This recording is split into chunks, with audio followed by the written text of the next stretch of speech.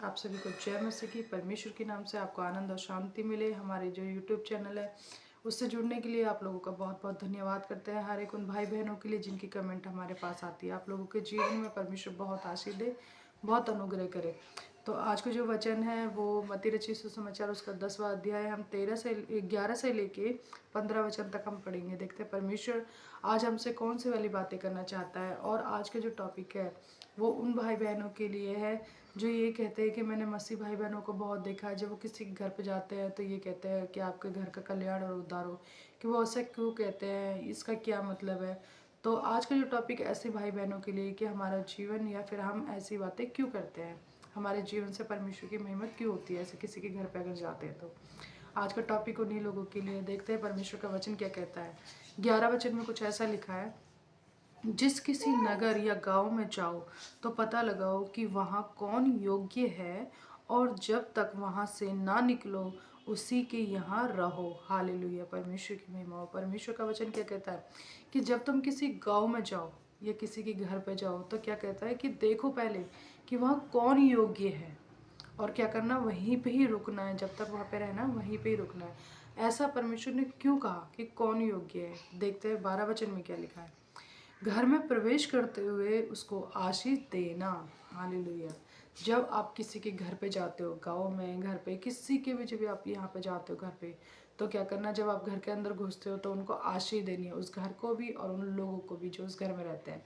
उनको क्या करना है कि भाई आप लोगों का बहुत बहुत धन्यवाद, आप लोगों को परमेश्वर बहुत आशीष दे। ये सारी बातें आपको कहनी है, आपने मुंह से उनके लिए आशीष ही निकालनी है। देखिए परमेश्वर का 13 वचन में क्या लिखा है। यदि उस घर के लोग योग्य होंगे तो तुम्हारा कल्याण उन पर पहुंचेगा, परंतु यदि वे योग्य ना होंगे तो तुम्हारा कल्याण तुम्हारे पास लौट आएगा। हालेलुया। देखिए शुरुआत में परमेश्वर ने क्या लिखा कि देखो पता लगाओ कि कौन योग्य है और उसके घर पे जाकर रुकना। और साथ साथ देखिए 14 वचन में क्या लिखा है कि 13 वचन में क्या लिखा है कि यदि उस घर के लोग योग्य होंगे, उस लायक होंगे, उस योग्य होंगे, तो क्या होगा, तुम्हारा कल्याण उन तक पहुंचेगा। जब आप आशीष दोगे, जब आप आशीष दोगे तो क्या होगा कि उस आशीष को उनके ऊपर लगेगी। अगर वो उस घर के लोग योग्य होंगे, उस आशीष के लायक होंगे, तो उनके पास वो कल्याण लगेगा। लेकिन साथ साथ परमेश्वर का वचन क्या कहता है कि अगर वो इस योग्य नहीं होंगे तो क्या होगा, तुम्हारा कल्याण तुम्हारे पास क्या होगा, वापस आ जाएगा। इसी तरीके से देखिए भाई और बहनों क्या लिखा है 14 वचन में। जो कोई तुम्हें ग्रहण ना करे और तुम्हारी बातें ना सुने, उस घर या उस नगर से निकलते हुए अपने पाँव की धूल झाड़ डालो। हालेलुया। परमेश्वर का वचन क्या कहता है कि जो कोई तुम्हें ग्रहण ना करे और तुम्हारी बातें ना सुने, और उस घर से निकलते समय क्या करो, अपने पाँव की धूल छोड़ दो, डाल दो।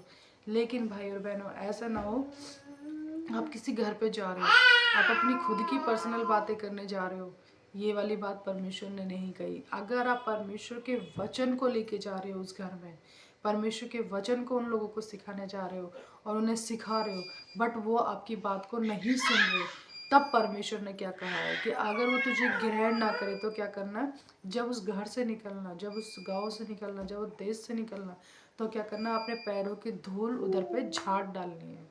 और ऐसा क्यों कहा परमेश्वर ने। 15 वचन में कुछ ऐसा लिखा है, मैं तुमसे सच कहता हूँ कि न्याय के दिन उस नगर की दशा से सदोम और अमोरा के देश की दशा अधिक सहने योग्य होगी। हालेलुया। अगर किसी को आप परमेश्वर का वचन बता रहे हो, सिखा रहे हो, बट वो नहीं मान रहा, तो परमेश्वर कहता है, अगर आपने सदोम और अमोरा की कहानी सुनी होगी, उस देश का जो हश्र परमेश्वर ने किया था वो तो फिर भी सहने योग्य था। परमेश्वर का वचन क्या कहता है कि जब जब परमेश्वर उस दिन न्याय करेगा, न्याय के दिन, तब जो लोग आपको ग्रहण नहीं करते, जो परमेश्वर की बातों को नहीं सुनते, हो सकता है आप मसीह भाई बहन हो, आप परमेश्वर का काम करते हो, आप ऐसे परिवार में रहते हो, बट वो लोग आप परमेश्वर के वचन को नहीं मानते, सुनने के बावजूद भी नहीं मानते, तो परमेश्वर का वचन क्या कहता है कि न्याय के दिन वो लोग क्या करेंगे, परमेश्वर उनके साथ ऐसी दशा कर देगा उनकी कि जो सदोम और अमोरा की सहने योग्य थी, लेकिन उनकी नहीं होगी। क्योंकि उनकी दशा परमेश्वर और ख़राब करेगा। इसलिए परमेश्वर क्या कहता है कि तुम जब किसी नगर में जाओ, जब किसी घर में जाओ, जब किसी गांव में जाओ, तो उसको क्या करना है, आशीष देनी है, ताकि अगर वो उस योग्य नहीं है तो आपकी आशीष, आपका जो करुणा उन पे गई है वो आप पे लौट के वापस आ जाएगी। ऐसा नहीं कि आपका किया हुआ खाली जाएगा। बहुत सारे लोग कहते हैं कि हम परमेश्वर का वचन लेके इस घर में गए थे बट उन्होंने नहीं माना और उल्टा हमको बहुत सारा उल्टा सीधा बोल दिया कि अच्छा रहता मैं वहाँ नहीं जाता। नहीं, ये वर्ड हमें नहीं बोलना, क्योंकि हमें परमेश्वर ने भेजा है और हमें वहाँ जाके क्या करना है, आशीष ही देनी है। आप लोगों का बहुत बहुत धन्यवाद करते हैं। परमेश्वर इन वचनों के द्वारा आपको बहुत आशीष दे। आप भी जब कभी किसी घर में जाएं, जब किसी मेंबर से, किसी के परिवार से मिलो, तो आप उनको आशीष जरूर दो। अगर वो इस योग्य होंगे तो वो आशीष उनके ऊपर लगेगी, बट नहीं होंगे तो वो आशीष लौटकर आपके ही जीवन में आने वाली है और बल्कि दुगनी तेजी से आएगी। इसलिए परमेश्वर का काम करिए, परमेश्वर के काम से पीछे नहीं हटिए। कोई बात नहीं, आपको कोई माने या ना माने, इज्जत दे ना दे, परमेश्वर देने वाला है, वो आपके लिए बहुत बेहतर है। आप लोगों का धन्यवाद करते हैं, आप लोगों ने हमारी बातों को सुना, देखा। परमेश्वर की महिमा हो और आप लोगों को परमेश्वर बहुत बहुत आशीष दे। आप सभी को जय मसीह की। परमेश्वर के नाम से आपको आनंद और शांति मिले।